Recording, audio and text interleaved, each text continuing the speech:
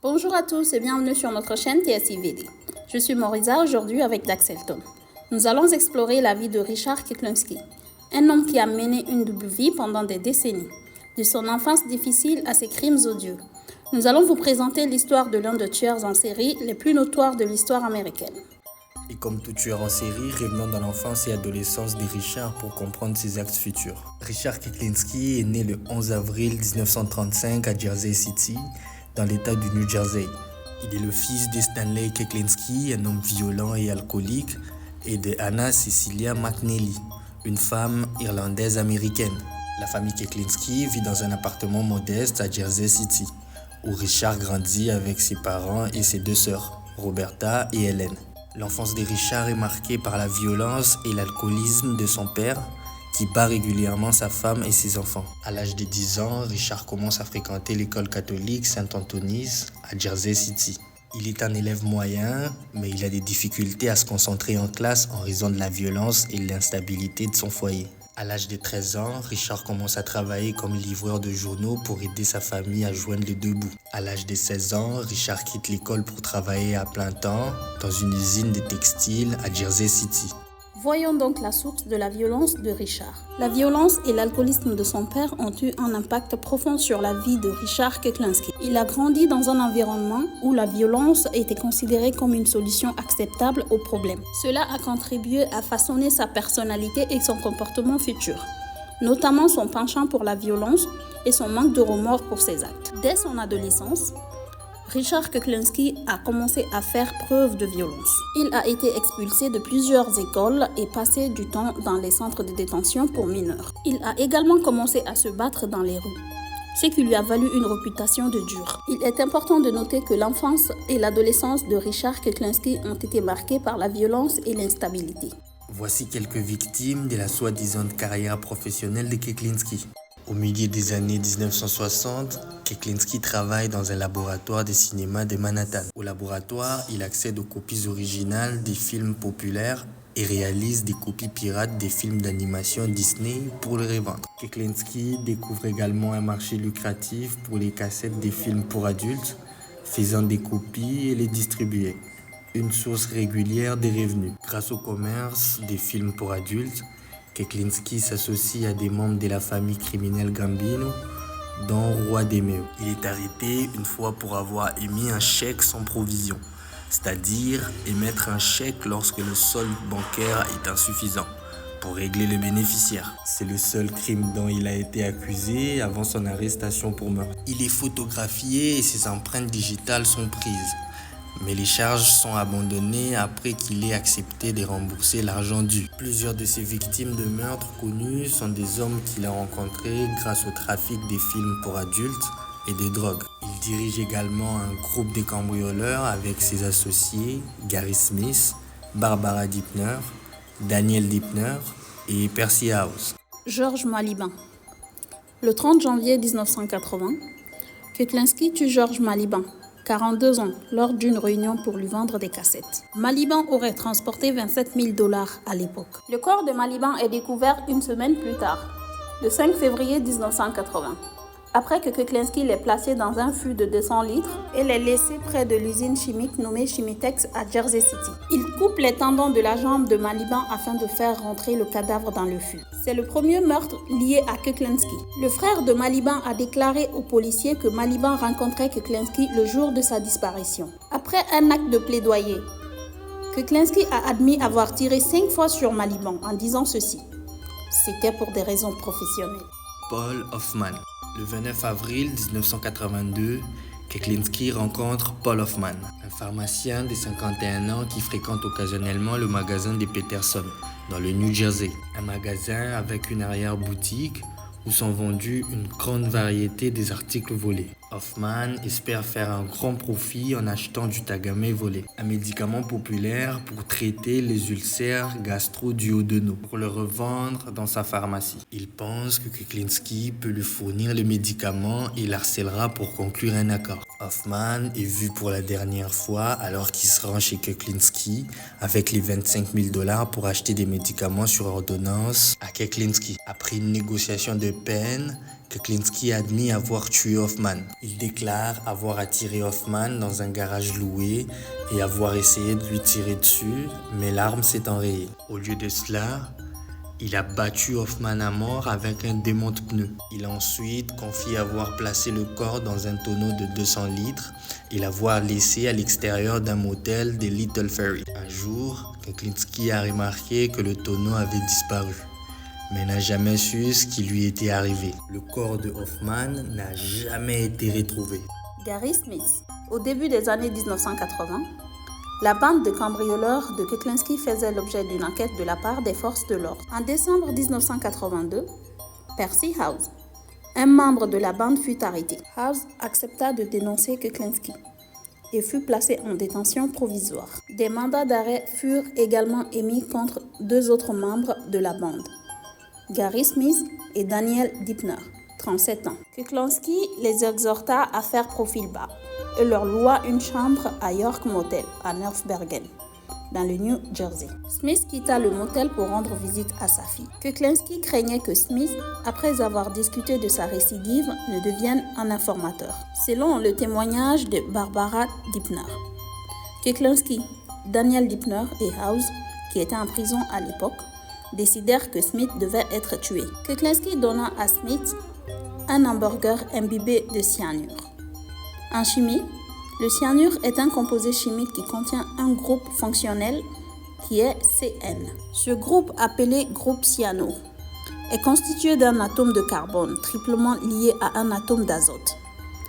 Cet anion est extrêmement toxique, mais comme le médicament tardait à faire effet, Daniel Dipner étrangla également Smith avec un cordon de lampe. Selon le médecin légiste Michael Baden, la mort de Smith aurait probablement été attribuée à quelque chose de non-homicide, comme une surdose de drogue, si Keklinski s'était fié uniquement au poison. Cependant, la marque de ligature autour du cou de Smith et le fait que le corps avait été délibérément caché ont prouvé aux enquêteurs qu'il avait été assassiné. Barbara Dipner n'étant pas revenue avec une voiture pour déplacer le corps de Smith, Keklinski et Daniel Dipner l'ont placé entre le matelas et le sommier. Au cours des 4 jours suivants, un certain nombre de clients ont loué la chambre. Et bien qu'ils aient trouvé l'odeur étrange dans la chambre, la plupart d'entre eux n'ont pas pensé à regarder entre le matelas et le sommier. Finalement, le 27 décembre 1982, après d'autres plaintes de clients concernant l'odeur, le directeur du motel a enquêté et découvert le cadavre en décomposition. Daniel Dipner.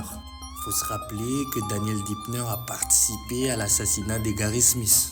Après le meurtre de Smith, Keklinski a fait aménager Daniel Dipner, 34 ans, dans un appartement à Bergenfield, dans le New Jersey, qui appartenait à Rich Peterson, alors fiancé de la fille de Keklinski, Merrick. Peterson était absent à ce moment-là, mais Keklinski possédait les clés de l'appartement. Entre février et mai 1988, Dipner a été tué par Keklinski. Les enquêteurs ont déduit qu'il avait été assassiné dans l'appartement de Peterson après avoir découvert un tapis ensanglanté. Keklinski a demandé l'aide de Peterson pour se débarrasser du corps de Dipner, disant à Peterson que la victime était un ami en difficulté avec les forces de l'ordre et que quelqu'un était entré par effraction et l'avait tué pendant le week-end. Détail glauque, il faut savoir que Peterson est le gendre de Keklinski. Il a ajouté qu'il était préférable de jeter le corps pour éviter les ennuis avec la police, puis d'oublier les indices. Keklinski a fait une erreur lorsqu'il a informé à un associé qu'il avait tué Dipner. Le corps de Dipner a été découvert le 14 mai 1983 après qu'un cycliste circulant sur Clinton Road dans une zone boisée de West Milford, dans le New Jersey. Le cycliste a repéré le cadavre entouré des vautours. Keklinski avait enveloppé le cadavre dans des sacs poubelles verts avant de les jeter. Le médecin légiste a indiqué que la cause du décès de Dipner était indéterminée, bien qu'il ait noté des taches rosâtres sur la peau. Signe possible d'un empoisonnement au cyanure. Les médecins légistes ont rajouté que Dipner a également été étranglé. Les enquêteurs ont supposé que Dipner avait déjà été neutralisé, par exemple par du poison, car le cadavre partiellement mangé ne présentait aucune blessure défensive et les hommes adultes en bonne santé sont rarement tués par strangulation. Le médecin légiste a découvert que l'estomac de Dipner était plein de nourriture non digérée, ce qui indique qu'il était mort peu de temps après ou pendant un repas. Les haricots que Dipner avait mangés étaient brûlés, ce qui a amené les enquêteurs à penser que les repas étaient faits maison, car la plupart des restaurants ne s'en tiraient pas en servant de la nourriture brûlée à leurs clients. Les enquêteurs ont découvert le cadavre à seulement 5 km du ranch où la famille de Kuklinski faisait souvent des promenades à cheval. Dipner était le troisième associé de Kuklinski à être retrouvé mort. Louis Masgué. Le 25 septembre 1983, le corps de Louis Masgué, âgé de 50 ans, a été découvert près d'un parc municipal près de Clousland Mountain Road à Orangetown, dans l'État de New York, avec un trou de balle à l'arrière de la tête. Masgué avait disparu plus de 2 ans plus tôt, le 1er juillet 1981, le jour où il devait rencontrer Kuklinski dans un restaurant de New Jersey pour acheter une grande quantité de cassettes vidéo vierges, pour lesquelles Masgué avait $95 000 dans sa camionnette. Après une autre négociation de peine, Kuklinski a admis avoir tiré sur Masgué. Son corps avait été entreposé dans un congélateur, puis jeté dans le parc 15 mois plus tard. Cependant, Kuklinski n'a pas décongelé le corps avant de le jeter. Il l'a également enveloppé dans ses sacs poubelles en plastique, ce qui l'a maintenu isolé, partiellement congelé. Le médecin légiste du comté de Rockland a trouvé des cristaux de glace à l'intérieur du corps par une chaude journée de septembre. Si le corps avait décongelé avant sa découverte, le médecin légiste a déclaré qu'il n'aurait probablement jamais remarqué la supercherie de Kuklinski. Les enquêteurs ont réalisé que Masgué portait les vêtements que sa femme et son fils avaient dit qu'il portait le jour de sa disparition. La découverte que Kuklinski avait congelé le corps de Masgué a encouragé les forces de l'ordre à le surnommer Iceman, un surnom fréquent utilisé dans les gros titres. Robert Pranguet. Dans les interviews et des documentaires, Kuklinski affirme avoir tué Robert Pranguet, un de ses mentors âgé de 38 ans. Kuklinski dit que Pranguet lui a appris à utiliser le cyanure et d'autres méthodes pour tuer, et que c'est Pranguet qui lui a dit de congeler le corps de Masgué. Pranguet a été assassiné le 10 août 1984, abattu de plusieurs balles dans la tête, et a ensuite été découvert dans son camion de glace Mr. Softy, dans un garage qu'il louait à North Bergen, dans le New Jersey. Roy DeMeo. Kuklinski a affirmé avoir tué Roy DeMeo, un soldat de la famille Gambino de 42 ans. Dans une interview pour le livre de Iceman, The True Story of a Cold-Blooded Killer, d'Anthony Bruno, paru en 1993. Il a décrit DeMeo comme son mentor. Mais après avoir pris du retard dans le remboursement d'un prêt pour distribuer des films pour adultes, il a été battu. Kuklinski dit que DeMeo lui a appris que le meurtre à gages pouvait être un moyen de gagner de l'argent. Cependant, l'auteur Jerry Capecci, qui a beaucoup écrit sur DeMeo et la mafia, doute que Kuklinski ait tué DeMeo ou ait eu des liens étroits avec l'équipe de DeMeo. Pierre Calabro. Dans son interview de 2001 sur HBO, Kuklinski a avoué avoir tué Peter Calabro, un détective de la police automobile de New York, âgé de 36 ans, qui avait été pris en embuscade et abattu par un inconnu à Saddle River, dans le New Jersey, le 14 mars 1980. Calabro était soupçonné d'avoir des liens avec la mafia et faisait l'objet d'une enquête pour avoir vendu des informations confidentielles à la famille Gambino. Son épouse, Carmela, s'était noyée dans des circonstances mystérieuses 3 mois plus tôt, et les membres de sa famille pensaient que Calabro en était responsable. À l'époque, les forces de l'ordre pensaient que son meurtre était une vengeance préparée ou organisée par les proches de sa défunte épouse. Ses frères étaient considérés comme des suspects clés, mais le crime n'a pas été résolu. Le procureur du comté de Bergen a cru que les aveux de Kuklinski étaient une invention, mais son successeur a décidé de poursuivre l'affaire. En février 2003, Kuklinski a été accusé de meurtre de Calabro et a reçu une nouvelle peine de 30 ans.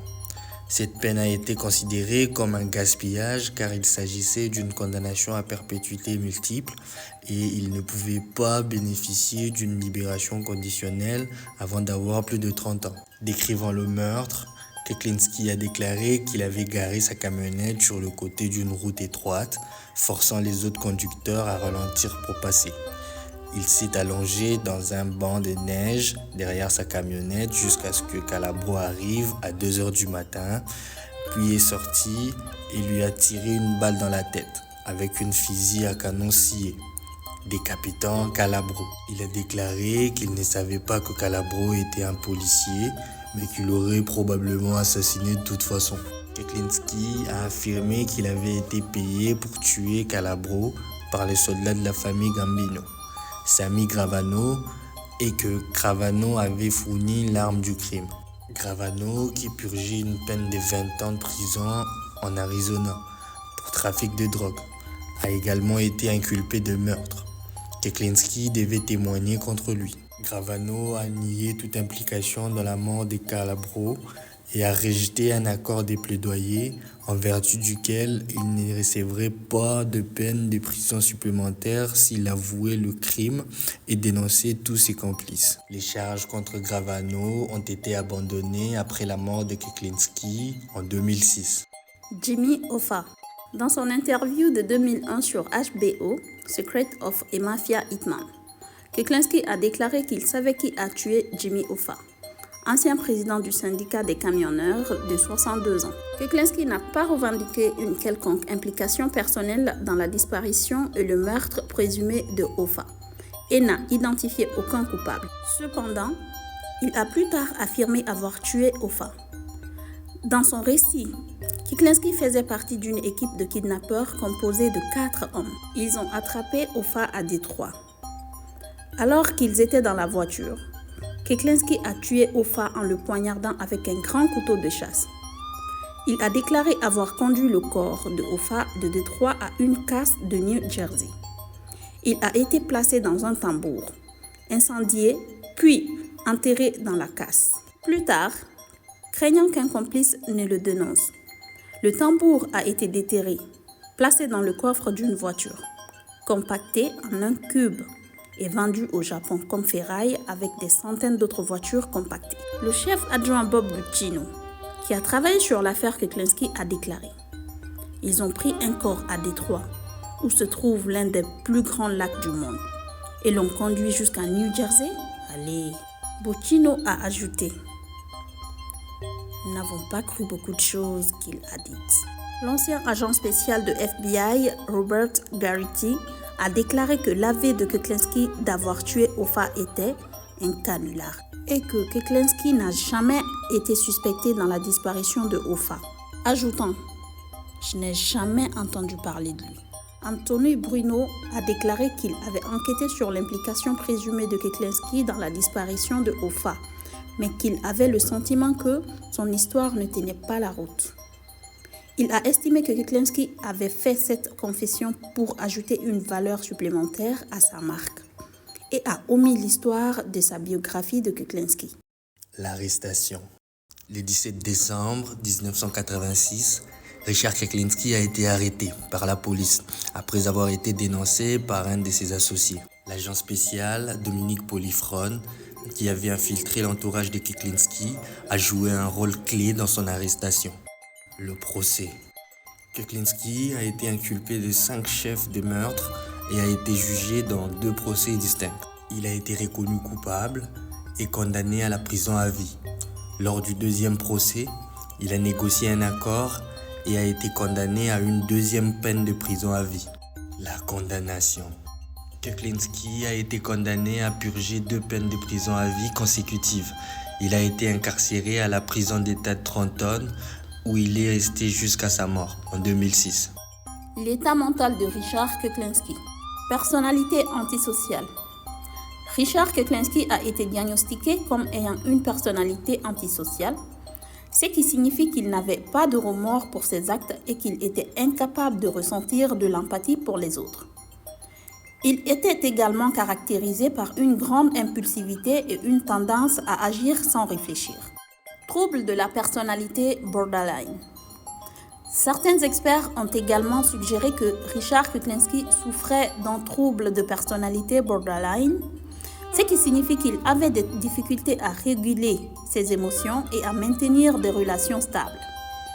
Il était également caractérisé par une grande instabilité émotionnelle et une tendance à avoir des relations tumultueuses. Psychopathie. Richard Kuklinski a également été décrit comme un psychopathe, c'est-à-dire qu'il avait une personnalité caractérisée par une grande manipulation, une absence de remords et une tendance à utiliser les autres pour atteindre ses objectifs. Il était également caractérisé par une grande intelligence et une capacité à se présenter de manière charmante et persuasive. Traumatisme infantile. Certains experts ont également suggéré que Richard Kuklinski avait subi un traumatisme infantile, ce qui veut dire qu'il avait été exposé à une expérience traumatisante pendant son enfance. Cela aurait pu contribuer à son développement d'une personnalité antisociale et à son comportement violent ultérieur. Il est important de noter que ces diagnostics ne sont pas mutuellement exclusifs et que Richard Kuklinski a probablement souffert d'une combinaison de ces troubles. L'arrivée en prison. En 1988, Richard Kuklinski a été incarcéré à la prison d'État de Trenton, dans le New Jersey. Il a été placé en isolement pour sa propre sécurité en raison de sa réputation de tueur à gages. Kuklinski a été décrit comme un détenu modèle qui respectait les règles et les autorités. Il a également été rapporté qu'il était très intelligent et qu'il avait une grande capacité d'analyse. Pendant son incarcération, Kuklinski a participé à plusieurs activités, notamment il a suivi des cours de littérature et d'histoire, il a pratiqué la peinture et la sculpture, il a écrit des lettres à ses amis et à sa famille, il a également lu des livres sur l'histoire, la philosophie et la psychologie. Pendant son incarcération, Kuklinski a accordé plusieurs entretiens à des journalistes et à des auteurs. Il a parlé de sa vie, de ses crimes et de ses motivations. Ces entretiens ont été utilisés pour écrire des livres et des articles sur sa vie. En 1992, Kuklinski a avoué avoir commis 100 meurtres supplémentaires, en plus de 5 meurtres pour lesquels il a été condamné. Il a également fourni des détails sur ses méthodes et ses motivations. En prison, Richard a eu des problèmes de santé. En 2005, Kuklinski a été diagnostiqué avec une maladie cardiaque et une hypertension artérielle. Il a également souffert des problèmes de santé mentale, notamment de la dépression et de l'anxiété. Finalement, Richard Kuklinski décédé le 5 mars 2006, à l'âge de 70 ans, à la prison d'État de Trenton. La cause de sa mort a été attribuée à une crise cardiaque. Il est important de noter que la vie en prison de Richard Kuklinski a été marquée par une certaine stabilité et une certaine tranquillité, comparée à sa vie de tueur à gages. Il a également eu l'occasion de réfléchir sur ses actes et de fournir des informations précieuses sur sa vie et ses crimes. Selon les rapports, Richard Kuklinski est décédé dans sa cellule à la prison d'État de Trenton, où il purgeait sa peine de prison à vie pour ses crimes. Les autorités pénitentiaires ont déclaré que Kuklinski avait été retrouvé mort dans sa cellule vers 15 heures et que les efforts de réanimation n'avaient pas été couronnés de succès.